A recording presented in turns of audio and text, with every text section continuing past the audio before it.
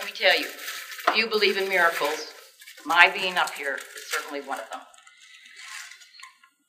But I will say that the doors have been locked, there's no escape, so you're going to have to sit here and listen to my message. Today, God wants you to hear his voice. Sadly, he is extremely busy, so he has asked me to come to speak in his behalf. My prayer is that all of you will have your ears peaked, young and old, and that you will hear my message, that I shall share a little bit of a tidbit with you, that this is going to be a wonderful message, I hope, and it's going to have an approach that's a little bit different than we've ever heard before. Let's talk about two really exciting topics, tithing and stewardship. I have a question for each of you. Do you know where you are? Do you really understand where you are at this minute?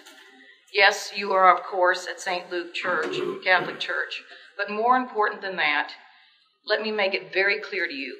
You are in God's house. Isn't it great to come to this house of worship, God's house, to renew your spirit, to watch your child receive their first communion or their confirmation, or to witness the marriage of one of your children, or perhaps it is the funeral mass of a loved one. No matter the reason, this is where you come. You come to God's house. I must tell you that I love this building, don't you? I actually had the joy and privilege of selecting many of the design features of this edifice. This is to me an uplifting place where I can come to be renewed. The bright, fresh colors, the glorious stained glass behind me and over me, the risen Christ, which for your information is the only one in the world that is painted in this glorious blue with the gold banding. I didn't want the robe of the risen Christ to be brown, as is the norm of this piece. I wanted the risen Christ to be full of the same life and glory that he gives to each one of us every day. I have been in many, many churches throughout the world, and they are absolutely beautiful, but it is here at St. Luke's where I come to refresh my soul. Do you know what one of God's greatest gifts to us is? God gave us America, founded on religious freedom, to believe in being so much greater than any one of us could ever hope to be. Think of this. We have religious freedom. How many other countries in the world do not share this gift? I believe the greatest mistake we make as Americans is allowing religion, Catholicism, Christianity to be attacked every day by our own government. Do you know that it was the Catholic churches who first gave us orphanages, hospitals, and schools? Today, these Catholic charities and our charities are all being threatened by our own government. Trust me, God's gift, America, could so easily be lost. I was blessed to be able to accompany Father Andy on a religious pilgrimage to Poland. What a fabulous learning experience it was for me. I had not realized that Poland was under Russian communist rule for 40 years. There was no true religious freedom. There was only communism, and with that choice, the only choice, to be an atheist. To be anything else was life-threatening. Then God gave the world, and most importantly, God gave Poland Pope John Paul. The people not only came back to God, but they flooded back to the Catholic Church. Do you realize that Father Andy grew up under this communist rule? Father Andy can share some unbelievable stories about this part of his life. Perhaps that is why he and his brother, Father Remick, have such strong faith and are so driven to do so much for their Catholic faith and for each of us here at St. Luke's. Now, we Americans, we Catholics, are facing a dilemma very similar to Poland. Our religious freedom is under attack. If you don't believe this to be true, just ask the Little Sisters of the Poor, whose creed against abortion is under assault by our government.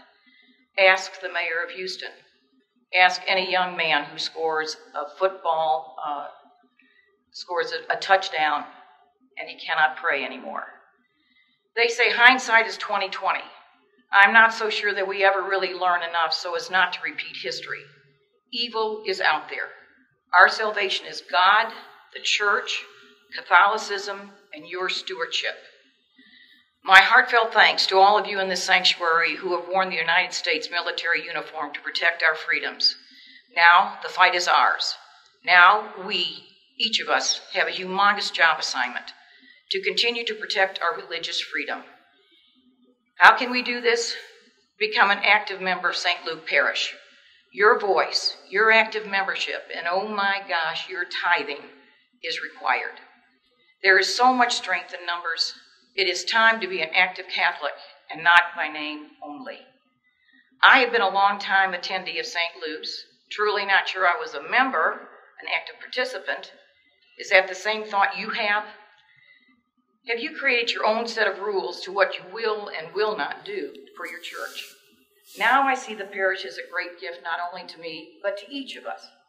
As is Father Andy and Father Rooney before him, these men are tireless in what they have done to continue to keep this house of worship, this refuge of help and comfort going.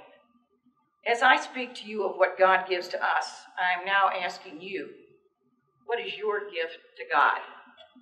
There should be a driving force in each of us to help others, and on a personal level, to help your parish. I'm sure there are many of you here who don't feel like you belong, that you are not a member. Perhaps you believe you haven't found your place here at St. Luke's. Perhaps you find yourself an outcast, nothing more than a mass attendee. Has no one come and hugged you today? It is always someone else's responsibility to make you feel at home. You know, every time you enter into this parish, whether it's Saturday or Sunday, there is a welcoming committee at the back of this church. How do you respond to them? You know, we can only lead a horse to water. Each of us have certainly been given a gift from God. Now is the time for payback to God, to this parish. This parish can only welcome you. You must respond to God's call. I really realize each of us has our own interpretation of doing good things in God's name. Mine is usually getting back into my driveway without honking my horn or flashing my lights at someone on the way home. However, I know it does go a little bit further than that. Personally speaking, this has been a fairly tough year for me. Both my mother and my father, as well as the man in my life, passed away. Now I am putting the final nails in the coffin by closing my business of 39 years. If it had not been for this parish and the wonderful ladies and gentlemen who assist Diane Phillips, I know, I would have been totally lost. These people were everywhere for me. They asked the questions that needed to be asked of me, then they helped me with the answers. I had no idea how terribly unprepared I was for the passing of my parents. It was the people, the stewards of St. Luke Parish who pulled me through so very much. It was out of love and compassion. It was all this parish represents. When the time comes for you, will you be prepared? Should this parish be here for you if you have never been here for this parish? These are tough questions, aren't they? Actually, they're quite caustic. It's time to raise the bar. It's time for each of us to carry our own water to preserve St. Luke's and Catholicism. I am so tired of being in the majority of so many rights and freedoms that are being taken away. How fortuitous it was for me that just a couple of weeks ago the gospel spoke of what is owed to God and what is owed to Caesar. It all comes down to tithing. Keep in mind, God only asks for 10%. Speaking of money, as a child, my dad, a very brilliant man, taught me so very much. One of those teaching gifts from my dad was that if I earned money, I owed a minimum of 10% to God. So if I shoveled snow on someone's sidewalk and I made $1, I owed 10 cents to the collection basket. My, haven't times changed. If I babysat, well, you get my drift. Bottom line, we all have a debt to God. When do we learn this lesson? It is a lifelong teaching process. Tithing is not only money, it is what we give of ourselves. It is our stewardship as well. Do any of you have any idea how much it costs to open the doors here at St. Luke's for them to be opened every day? When your son or daughter get married? When you want your child baptized? After all, I belong to the church. I come to Mass. I am Catholic. Isn't that owed to me? Well, perhaps we take too much for granted. To open the doors of this beautiful church every day, the cost is $3,682. Yes, you heard me correctly. $3,682 per day. As of September of this year, St. Luke's is more than $23,800 short of meeting our budget. This is very much like those of America who pay taxes. 1% of the population of the United States pays 70% of the taxes.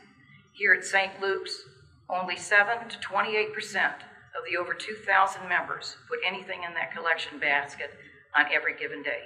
Surprised? It's time the truth be heard. The $3,682 is what is needed for a normal day. What if? What if you want a better parking lot? You want a better walkway with trees and benches. You want a beautiful funeral service for a beloved family member. Your offering every Sunday is a down payment to God to keep the lights on, the air conditioning and heating running, the bathrooms flushing, and for this building to always be clean and beautiful. Be a cheerful giver to God. He always gives back. What each of you put into the collection is your down payment to God and to this parish for the day you will be in need of what you might believe is your right to have. The freedom to worship is not free. Nothing worth having ever truly is free. St. Luke's is not one of God's many mansions that one day we pray we will share with the Lord. This is God's sacred house on earth that we have the privilege of coming into to pray to him for help, for counsel, pardon, mercy, and forgiveness. This house is where we come to pray to God, to thank him for all that he has given us, our families, our friends, and the gift of living in America, the most blessed gift of all. Whether you believe you need God today or you are holding out for your need for him in reserve, you will have a special need for God's house one day. I can only pray that the message I shared with you today is heard. It may not be today, but perhaps you will walk away and think about what I have said to you, and you will say to yourself, there actually is some truth in Annabelle's message. I close by reiterating that we, each of us, owe a great many debts to God. This beautiful St. Luke's parish, so many of the fabulous people who already serve this parish and you as stewards, and to this most wonderful country, America.